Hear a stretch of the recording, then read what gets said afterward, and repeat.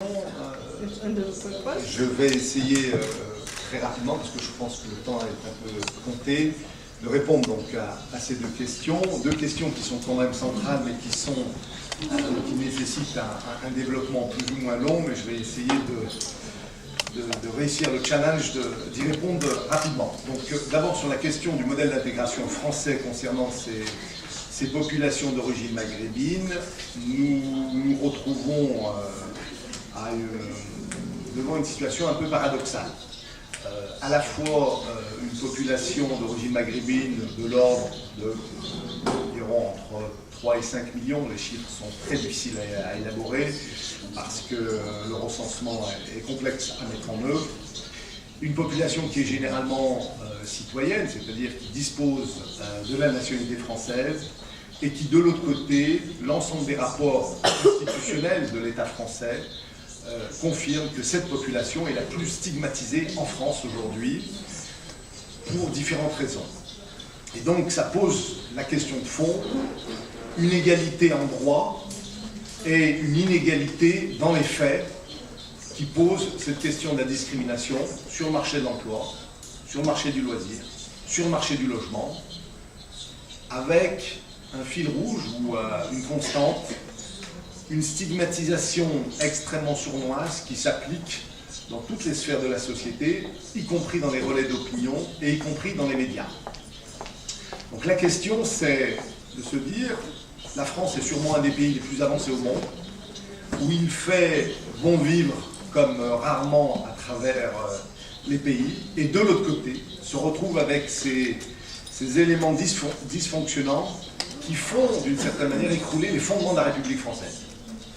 Il n'est pas normal qu'en 2017, le racisme en France soit aussi important et qu'il constitue d'une certaine manière une forme de poison qui gangrène et qui fracture la société française. Monsieur Larquet, si on peut rester dans notre sujet. C'est la première question. C'est la première question. Non, la première question, c'est en fait, je pars d'un sujet que vous avez abordé pour revenir à l'intégration des femmes maghrébines au niveau économique en France. Donc là, c'est la deuxième question que vous m'avez posée, donc je fais tout de suite le lien. Donc, d'abord, j'aimerais commencer par une note positive, parce que durant tout ce colloque sur la question des femmes dans les pays arabes et au Maghreb, j'ai eu un peu le sentiment qu'il y avait de nombreux dysfonctionnements, mais j'aimerais quand même commencer par cette note positive. Il faut savoir que depuis que ces pays sont indépendants, depuis le début des années 60, la population féminine au Maghreb était principalement analphabète en français et en arabe et était rarement scolarisée. Aujourd'hui, en 2017, entre 70 et 80% de l'ensemble de cette population, au Maroc, en Algérie et en Tunisie, sont scolarisés. Et je pense que c'est important de le souligner, non pas pour féliciter les gouvernants en place des trois pays, mais simplement pour constater qu'aujourd'hui, la femme du Maghreb est une femme qui a eu l'opportunité de s'instruire, qui a eu l'opportunité de suivre un cursus universitaire et qui a eu aussi la possibilité finalement de valoriser une compétence. Cela n'empêche qu'un certain nombre de problèmes, et je rejoins pleinement les propos de ma collègue Fouzia Assouli, un certain nombre de dysfonctionnements existent toujours, bien sûr, au Maghreb, que ce soit en Algérie, au Maroc ou en Tunisie.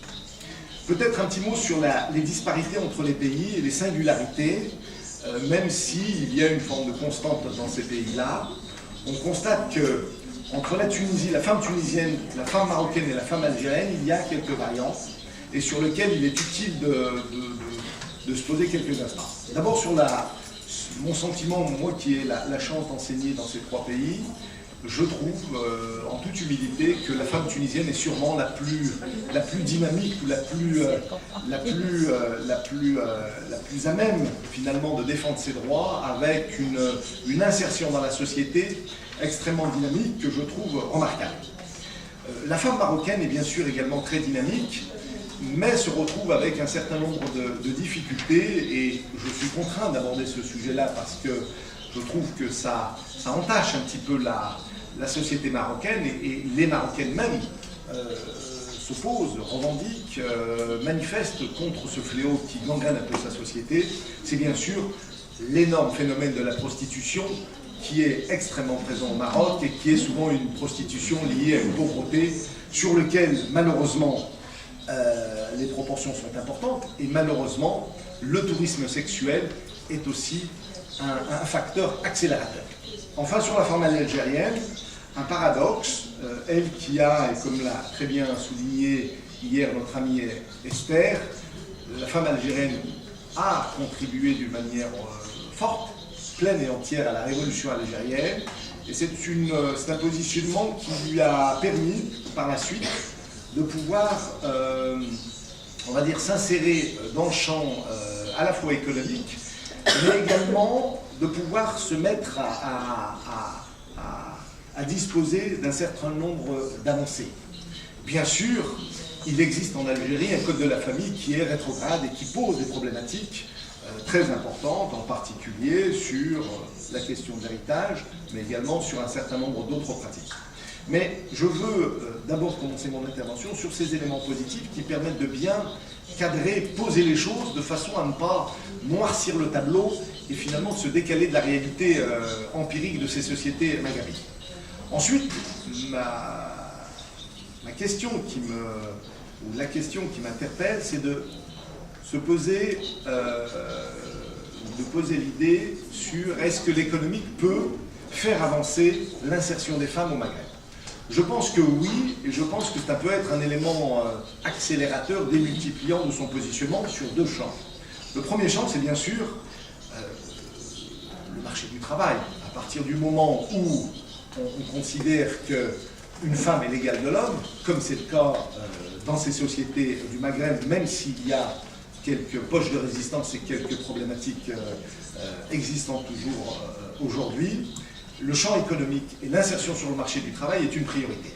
Et puis le deuxième champ sur lequel on peut envisager une dynamique, c'est bien sûr l'entrepreneuriat, sur lequel on peut considérer que la femme au Maghreb peut disposer d'une démarche singulière, plus ou moins importante en effectif, pour pouvoir finalement occuper une place plus importante dans cette société.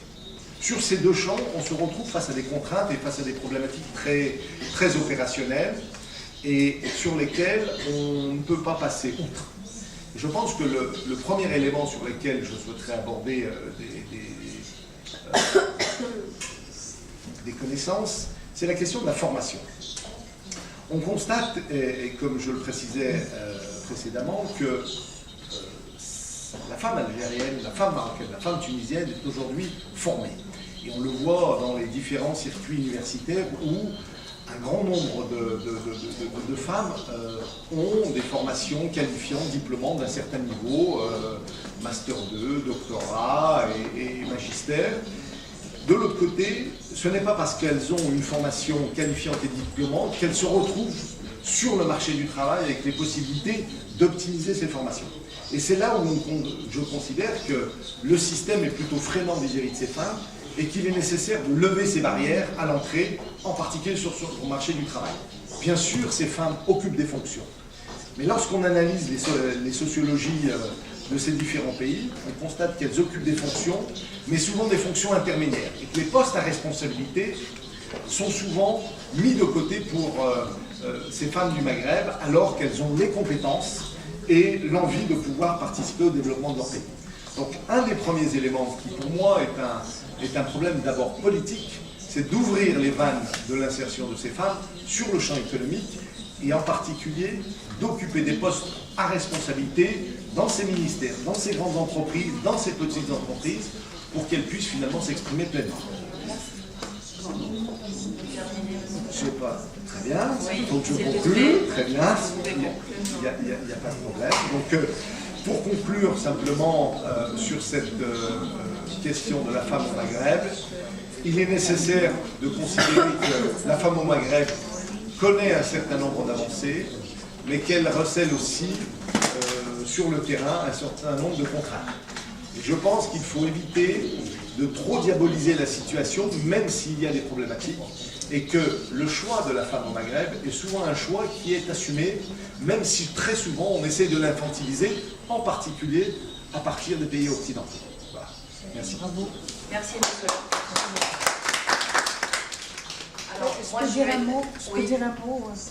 Mais la présidente, je vais juste terminer ma présentation, après on vous donne la parole. Je pense que je vais essayer d'être très rapide. Alors moi je vais faire une petite description très rapidement de la Mauritanie, de la situation de la femme et du contexte sociopolitique, parce que en échange, en off, beaucoup de personnes me demandent où est la Mauritanie, c'est quoi? C'est un pays qui est méconnu, malheureusement. Donc je vais essayer, pour pouvoir vous situer le rôle de la femme, ses droits, de vous faire un petit aperçu de l'environnement. Donc la Mauritanie est un pays situé au carrefour des civilisations. C'est un lieu de rencontre entre des sociétés arabo-berbères et négro-africaines du Sahel. La population mauritanienne est très riche, très diversifiée, avec plusieurs castes et plusieurs tribus. Ce qu'il faut savoir, c'est que la Mauritanie, maintenant, elle compte plus de 3 800 000 habitants. Les 2 tiers du pays sont désertiques. Et sur une surface de plus d'1 million de kilomètres carrés, donc 2 fois la France. La moitié de la population mauritanienne, ce sont des femmes. Donc les femmes constituent plus de 50% de la population et les jeunes de moins de 15 ans, 44%. Le taux d'alphabétisation a légèrement évolué ces dernières années, mais il reste quand même, à mon sens, très bas, 62%.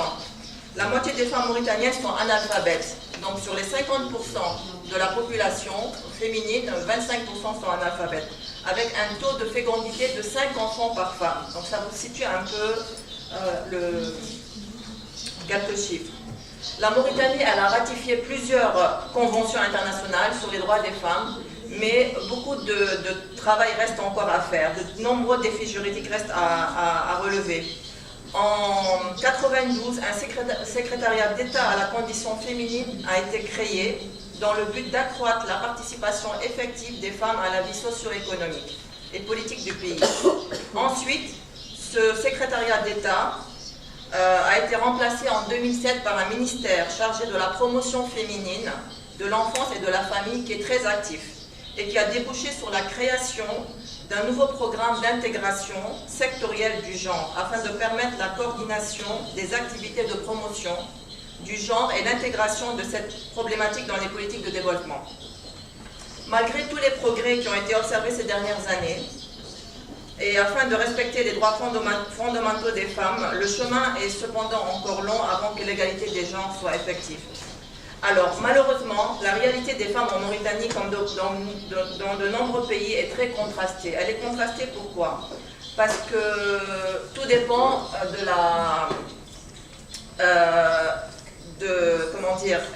ça dépend en fait de leur statut social, culturel et ethnique. Elles ne naissent pas toutes en Mauritanie avec les mêmes droits et avec les mêmes chances, malheureusement. Elles sont de plus en plus nombreuses à devoir assumer leur famille seules, et certaines souffrent en silence. Alors ce qui explique cette diversité de situations, c'est que il faudrait pouvoir comprendre un peu comment fonctionne la société mauritanienne.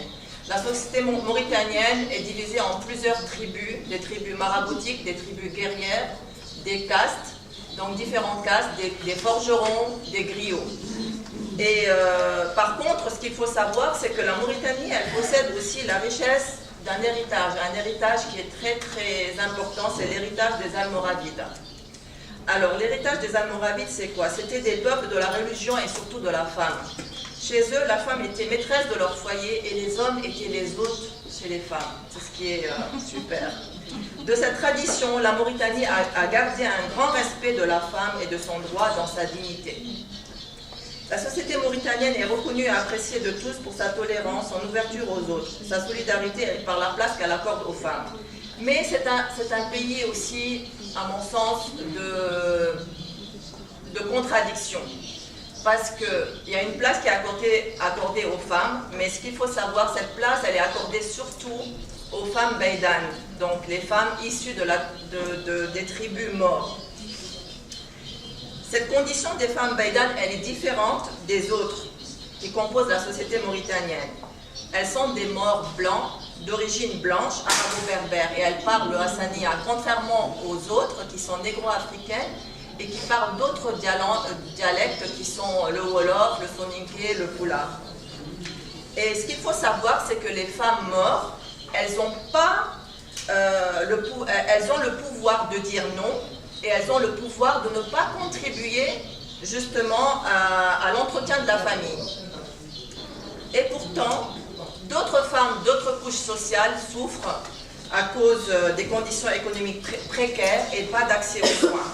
Alors c'est dans ce contexte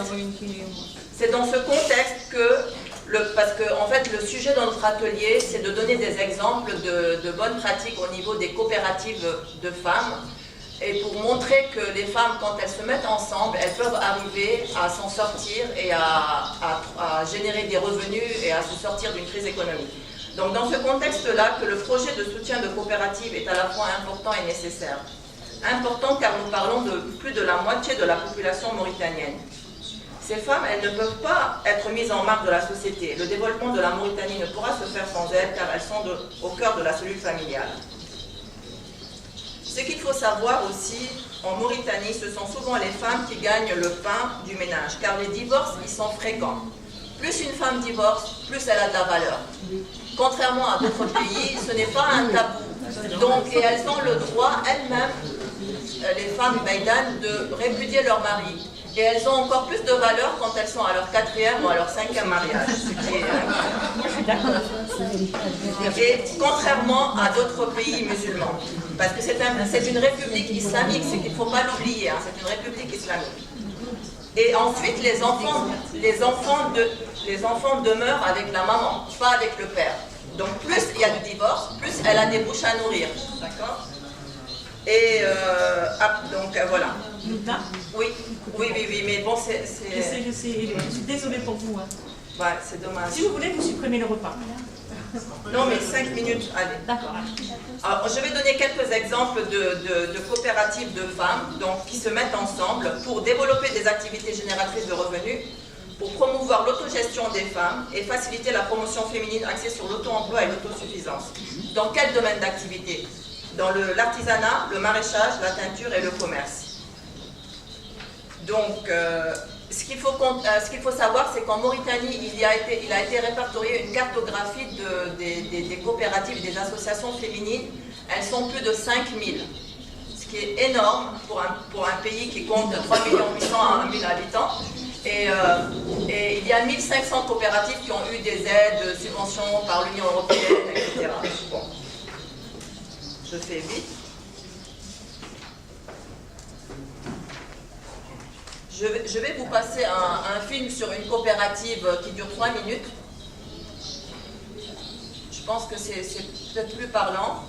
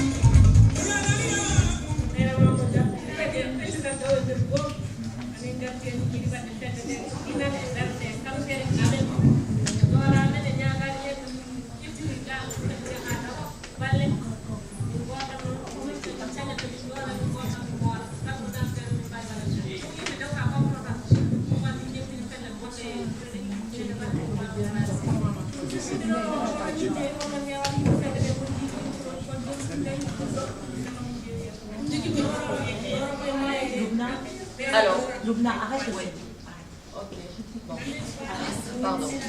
Excusez-moi, on est obligé. Alors attends. Loubna, pardonne-moi de te couper. Voilà ce que nous allons faire. Nous allons donner la parole à nos intervenantes d'Albanie, parce qu'elles sont prévues, elles ont préparé, elles sont dans le débat. Ensuite, nous allons envoyer à tous les intervenants, tous les participants de ce projet Kimia, les films et les PowerPoint qu'on n'a pas pu passer maintenant dans cet atelier en particulier. Tout sera sur le site de la Fondation, mais on les enverra en particulier. La présentation de la Fondation des femmes de l'Euroméditerranée, le travail qu'a fait monsieur le professeur Larguèche, qui n'a pas pu continuer, le film de Loubda que tu viens de montrer, les 3 minutes, et les documents. On est obligé. Je vous rappelle qu'à 3 heures, se réunit ici tout le réseau italien qui va bientôt arriver. Donc si on continue, on peut ne pas manger, c'est pas dramatique, mais ça veut dire qu'on va perdre quelque chose. Donc moi je m'engage, je vais vérifier avec... On vous envoie ça aux participants parce qu'on n'a pas pu tout faire. Je t'expliquerai Michael après, mais c'est obligé de le faire. C'est un travail du secrétariat que je peux même faire moi-même. On va donner la parole, tu dois donner les Albanaises qui n'ont pas parlé parce qu'elles ont préparé, elles vont raccourcir. Et tout ce travail de fond fantastique que vous avez fait, il n'est pas perdu. Il va être envoyé, il sera gardé et il sera intégré dans la déclaration que nous allons faire du projet qui vient. Est-ce que tout le monde est d'accord avec cette proposition ou est-ce que tout le monde veut rester jusqu'à 3 heures ici? On fait comme ça, Loubna, tu es d'accord? Oui, on fait comme ça. Je suis désolée du temps. Oui, c'est dommage parce qu'on a bâclé en fait l'atelier 6 et je trouve dommage. Parce je suis tout à fait d'accord, mais... Oui, c'est très dommage. On peut le reprendre après Après le réseau italien? Oui, oui. Est-ce que tout le monde est... Alors, à quelle heure? Vous voulez qu'on le reprenne? D'accord. Alors, est-ce qu'à 18h, après la réunion du réseau italien, c'est une excellente idée. Nous reprenons cet atelier pour poursuivre et reprendre tranquillement les choses. Vous êtes d'accord, Loubna? Tu seras... Oui, je serai Allez, là. est-ce que tout le monde est d'accord? Oui. Juste une précision. Pendant le déjeuner, il va y avoir une projection de deux vidéos, même 3 vidéos sur... À quel endroit? Où? Pendant le repas, Mais sur ici? les 10 télévisions qui sont dans Ah, la salle de très repas. bien, très bien. Donc Bravo. le film que M. Sédic a réalisé. Et un reportage sur les femmes en Mauritanie qui sont les reines du désert. Donc c'est très intéressant. Vous allez le voir en mangeant, ça va être... Alors en résumé, à 18h15, ici, on reprend l'atelier 6, on prend le temps de discuter de cet atelier, on voit les choses, les interventions de nos amis, on considère que l'atelier 6 n'est pas terminé, on le prend après la réunion du réseau italien. Comme ça, on n'est pas pressé. Tout le monde est d'accord? Oui? La réunion des chefs de file va avoir lieu pas dans cette salle, parce qu'ici, il y a les répétitions et le son du spectacle de ce soir. On va avec Michael trouver une salle de réunion. Mais comme vous le faites là, on va le faire maintenant avant la réunion des chefs de file. Avant la réunion du réseau italien, les chefs de file peuvent se trouver. Que les chefs de file, pendant le repas, ils prennent une assiette et ils vont en réunion. Voilà. C'est ça, Alice, tu es d'accord? Allez, très bien. On adapte. Et merci pour votre compréhension. Je vous attends, je vous dis simplement, c'est très intéressant pour vous. Les membres du réseau italien qui ont des projets très intéressants pour tous vos pays. Au revoir.